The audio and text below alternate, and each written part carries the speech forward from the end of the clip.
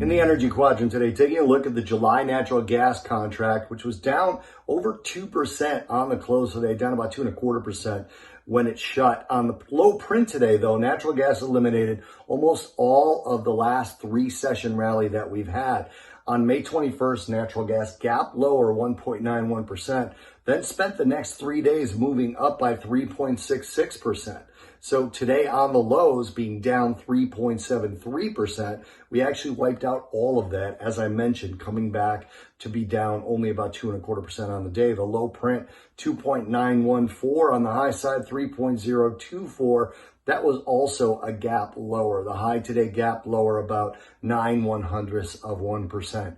We had the typical Thursday EIA report today, and today's report printed a build of about 115 billion cubic feet of natural gas supply. That's larger than survey averages, which on the low end showed a potential build of about 101 billion cubic feet. On the high end, 107. Supplies increased to 2.215 trillion cubic feet, and deficits improved to minus 63 billion cubic feet versus the 5-year average. Now, when we're talking about natural gas, we're talking about demand driven by weather, and overall, low to moderate demand through the weekend is going to be followed by low to very low demand next week. A late season cool shot's going to bring showers and thunderstorms to the Midwest today, with highs of the 50s, barely into the lower 70s, which will then track across the Great Lakes and Northeast Friday through Sunday, causing some light demand for heating fuel, actually.